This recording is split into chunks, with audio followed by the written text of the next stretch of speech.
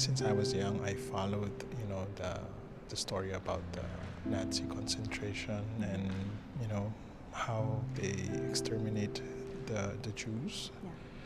Yeah. Amongst all the photos that I've seen here, these are the natural ones that, capture their life before that. I mean, these people are actually doing things and engaged in activities of like everyday living. So I think there's a more human, more personal touch here. I guess I'm still fascinated and repelled at the same time of the fact of of people trying to make it in these horrible conditions. You could still see the dignity on the faces of many of these people. There was one wall that was especially revealing of all of the children and the adults, and you had glimpses of what might have been, and you saw that dignity, and you saw the caring and the emotion and the tenderness. It's just overwhelming. I think there's a risk to objectivity because we lose the face of humanity. And what's that expression? Those who are not versed in history are doomed to repeat it. It needs to be told over and over and over again because people will never learn. I get very emotional. This needs to be told.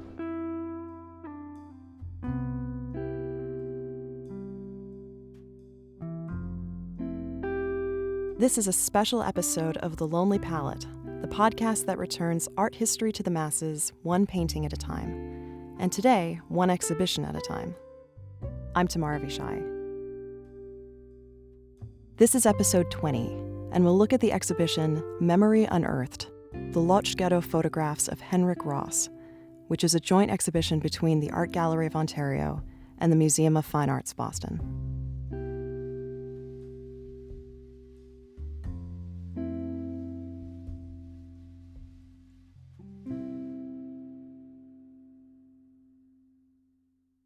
There is a photograph hanging on the wall, 3 galleries into the archive of Henryk Ross's images of the Lodz Ghetto. It's in a room titled Deportation, and this photo is one of many that tell the story, one moment at a time, of the increasing emptiness of a ghetto being liquidated. The photograph is of a boy in the back of a truck, about to be taken away. And he's smiling, because a camera is on him. And even amidst the chaos of the liquidation and the anxiety of the unknown, what do you do when a camera is on you? You smile. To us, this is horrifying. We know that this boy is about to be taken to Chelmno extermination camp. We know, or at least we can guess, how close this boy's life is to being over.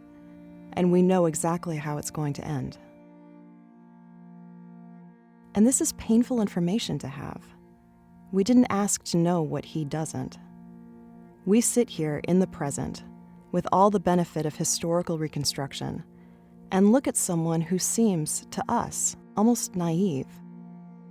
And yet this is still his moment, not ours. This is not a story about the Holocaust, or the 6 million, and we're not looking at a textbook.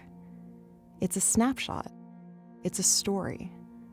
It's a boy whose future is yet unwritten, just smiling for the camera. We tend not to think about the fact that when we walk into an exhibition devoted to photographs taken in the Lodz Ghetto from 1940 to 1944, that we have certain expectations of what we're going to see, of what a Holocaust photograph is. But of course we do. It's the Holocaust, and it's ubiquitous, and we share the world with the History Channel. And we know it's going to be disturbing. The iconic, grainy black and white photos of concentration camp liberations imprint themselves on your brain. They're photos of volume and facelessness, of grotesque piles of skeletal bodies without any sense of individuality, and therefore elicit the same reaction to us as they must have to the liberators. Not who are these people, but who could do such a thing? How could this have happened? We anticipate revulsion and horror, and shielding young eyes until they're deemed old enough to process it, as if we ever really get to that place. And we also expect that photography, the most powerful and immediate storytelling device that we have, to be objective. Documentary photographs document, which implies a certain amount of accuracy, of truth. It implies that the story being told is the story, not the story as told by a storyteller. But you can see where I'm going here. All storytelling is, of course, subjective. Every storyteller and every photographer has made choices. They all give you a point of entry, a guiding path. And every narrative is, in some form or another, constructed.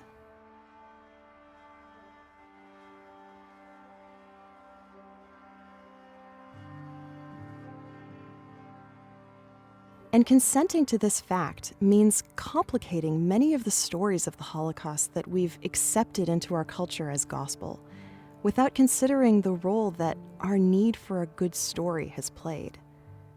There's a reason, for example, that you're probably not all that familiar with the Lodz Ghetto, but have heard of the Warsaw Ghetto. It's not just a question of the size of the ghettos, although Warsaw was larger, in fact the largest ghetto in German-occupied territory. But Lodz was the second largest. At its peak, it housed more than 160,000 people. And, like Warsaw, it was its own city within a city. It housed industry and hospitals and schools and a police force, albeit in increasingly deplorable conditions. It was overseen by a Judenrat, a Jewish council of ghetto inhabitants that acted like local government, enforcing Nazi policies while running things as best it could under the circumstances. But the overarching reason that the Warsaw Ghetto is more famous is because it's synonymous, in the eyes of history, with a heroic story of resistance. The Lodz Ghetto, on the other hand, is a story of heartrending compliance.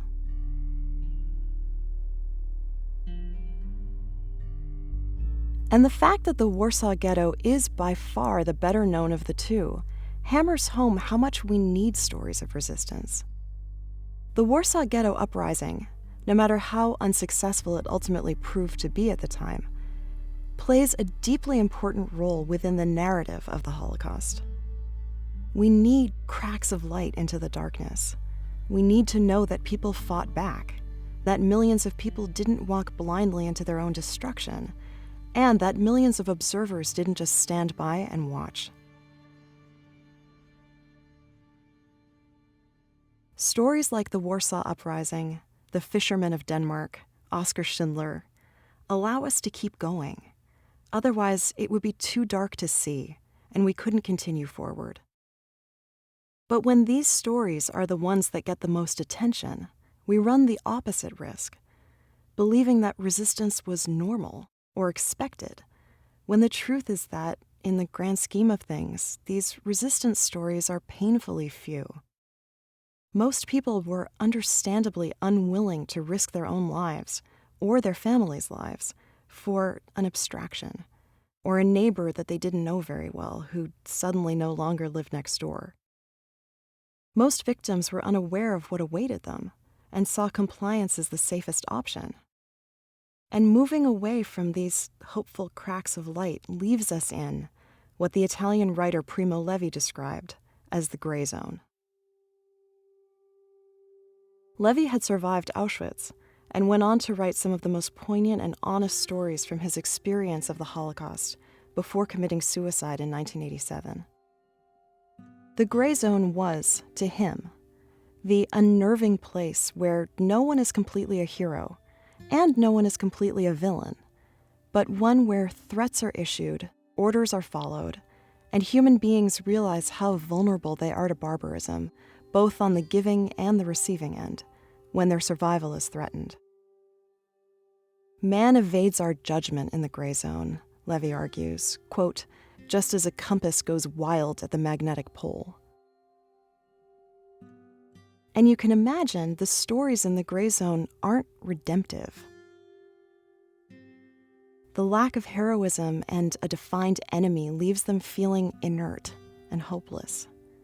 They don't give us the light we need to keep going. But they are, as Levi writes, the most authentic and the most relatable.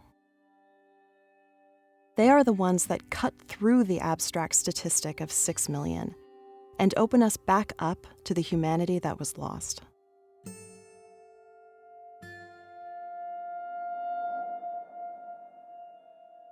So now let's dive more deeply into this story of the Lodz Ghetto. The story of Lodz is unique. Despite its central location in the town of Lodz, it was tightly sealed off, meaning that there was little opportunity to smuggle either goods or information. It was one of almost 1,000 ghettos in Nazi-occupied territory, established only a few short months after the Germans had occupied Poland in September of 1939. But what made Lodz Ghetto particularly exceptional was its productivity. The town of Lodz had been a thriving textile producer before the war, which was seized and capitalized upon by the installed head of the Jewish Council and one of the most polarizing figures in the Holocaust, Mordechai Chaim Rumkowski. Under Rumkowski's leadership, the ghetto established more than 120 factories and produced handsomely for the German war effort as a strategy that would, he believed, secure their survival. The phrase, "work is the way," is attributed to Rumkowski, with the belief that if they could just keep the ghetto alive, productive, and indispensable, that he could prevent deportations and keep as many people alive as possible.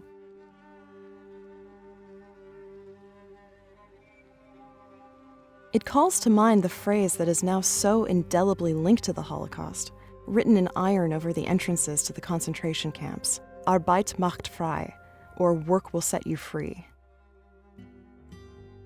We know now how disturbing that phrase is, how delusional and complicit, and we want to call out a warning not to fall for it.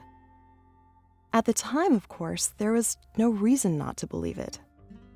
The ghetto had to stay functional for as long as possible, which meant that when the first orders came for a deportation of 55,000 people, Rumkowski complied, because even as people were sacrificed, the ghetto remained alive.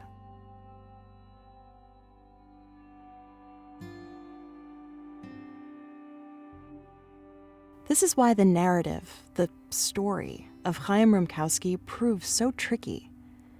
An acquiescent sucker who thinks he's a savior is too pitiful and unredemptive to make for a good story.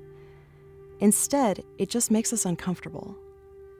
History has spent a lot of energy condemning Rumkowski, and by all accounts, it's true that he was not a good man. He had been a businessman before the war, as well as the head of a Jewish orphanage, which was described at the time as more self-serving than charitable. Most disturbingly, he was said to have had a quote-unquote unhealthy interest in children, which was confirmed by stories of survivors after the war. Within the walls of the ghetto, he was a megalomaniac, a dictator, the quote-unquote king of the Jews, whose image was printed on ghetto currency and stamps, who rode through the streets in a horse-drawn carriage, who quashed dissent with Nazi help, and who routinely cooperated with the Nazis, seeing himself, wrongly, in the words of Primo Levi, quote, not as a servant, but as a lord. The defining moment of his narrative came in 1942, the second wave of deportations, when Rumkowski, determined as ever to keep the ghetto alive and producing, made the decision to fill the requested quota of 20,000 with children. The speech that he delivered to the mothers of Lodz, now infamously referred to as the "Give Me Your Children" speech, hung as heavy with noxious self-pity as sat his crown. He was the victim here, don't you see? It was his anguish that needed to be acknowledged, burdened as he was to comply, burdened with an impossible ask that would, in his mind, ensure the continuation of the ghetto's industry. History has used this speech to solidify Rumkowski's monstrosity. More specifically, it's used as a point of contrast with the head of the Warsaw Jewish Council, Adam Chernikov, and Rumkowski comes off much the poorer for it. Because when Chernikov was faced with a similar dilemma to sacrifice children, he chose instead to commit suicide. And that's how narratives work. Chernikov is hailed as an honorable martyr, while Rumkowski is vilified.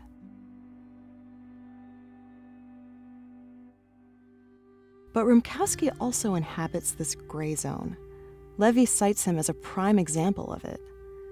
He was a flawed man in a plainly impossible situation, forced to carry out the will of the perpetrators even as they toyed with him, and even as he thought he could control the outcome. And despite the reprehensible decisions he made regarding the deportations, or perhaps because of them, the Lodz Ghetto did stay alive longer than all the others, a full 2 years longer. And during this time, a respite from deportations only strengthened the belief that work was the way to survive. And he almost pulled it off. Had the remaining 70,000 ghetto occupants survived only a few months longer, Rumkowski might have been remembered as a hero. But we know now that that is not the case. The ghetto was liquidated in 1944. Rumkowski was murdered by Lodz Jews as soon as he arrived in Auschwitz. And the Lodz Ghetto is now, again in the eyes of history, an unredemptive and unsung story of compliance.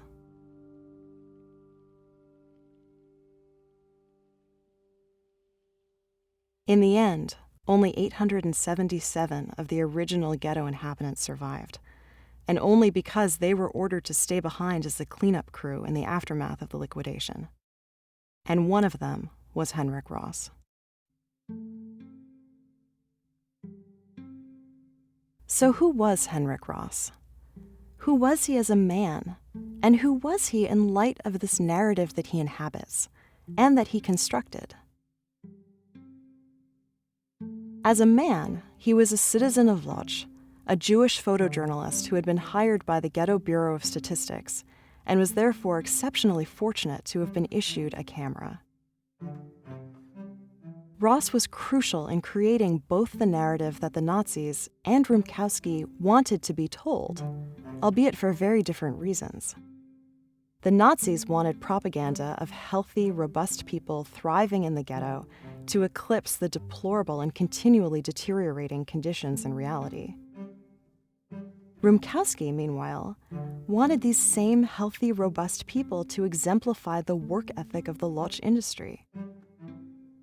To that end, beyond the ID photos that Ross was hired to take, we see photos of textile production, mattress stuffers, bread haulers, seamstresses, and, in the final gallery, a tremendous wall of lovely, unnervingly normal portraits. Men cutting fine professional figures, women with gorgeous 1940s hairdos, newlyweds, mothers holding up their pudgy babies, all identifiable as quote-unquote Holocaust photographs only because of the six-pointed stars sewn onto their jackets. We also see the non-industrial work of the ghetto, sanitation workers who ultimately fell victim to typhus, pushing massive drums of feces with bare blackened feet, or children digging up potatoes with their bare hands to augment the meager food rations. And incredibly, they're all smiling too. Because terrible circumstances tend to bring out the humor, an acknowledgement of the absurdity of it all, which is reinforced by the fact that there's a camera on them. And what do you do when a camera is on you? You mug. You smile.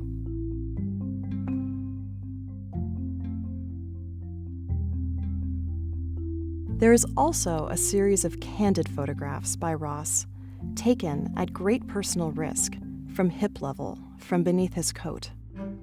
These photos are brazen acts of resistance, the ones that are overtly heroic, that could have easily gotten him killed.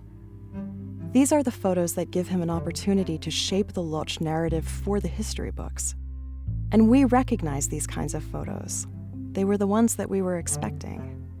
Images of slow starvation, images of deportation, of tight quarters, of emptying out, all taken from surreptitious vantage points.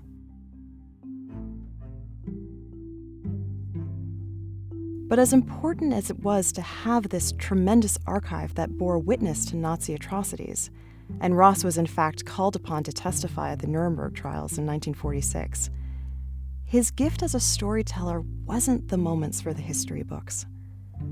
It's the boy smiling on the back of the truck. It's the reminder that these are human beings, and this is actual human history, not people posing for Holocaust photos.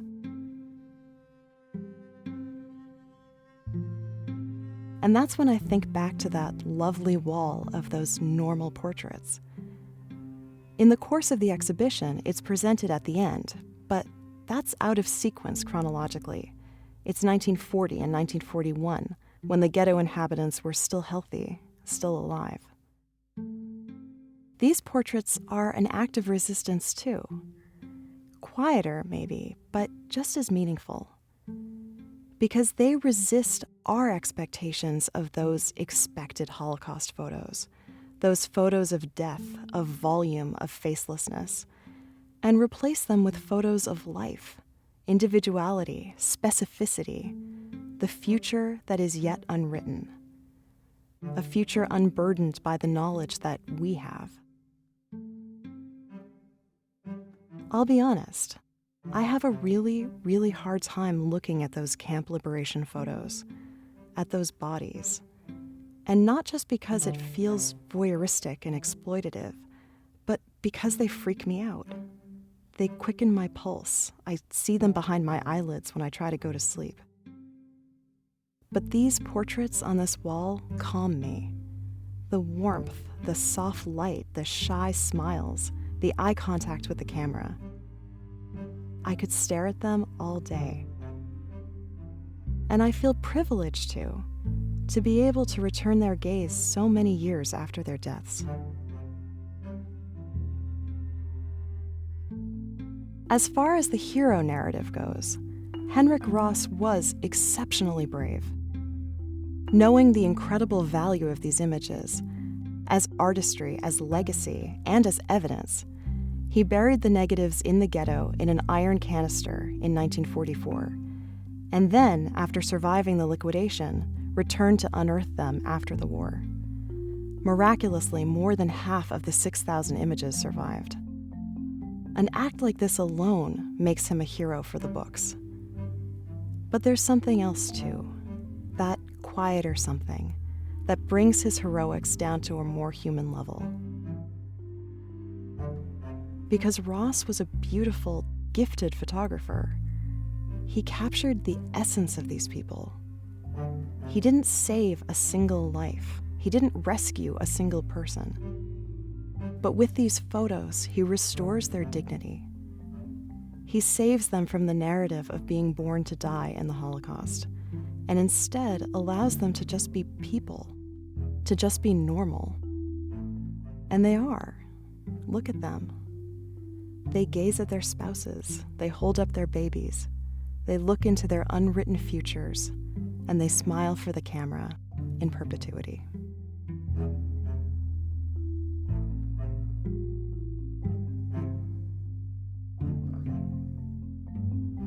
The exhibition, Memory Unearthed, is on view at the Museum of Fine Arts Boston until July 30th.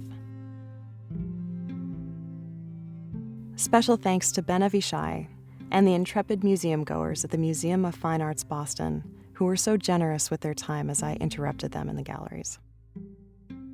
For more information, past episodes, and all of the images, go to thelonelypalette.com, or you can follow us on Twitter @LonelyPalette, or on Instagram @TheLonelyPalette, or like us on Facebook and subscribe wherever you get your podcasts.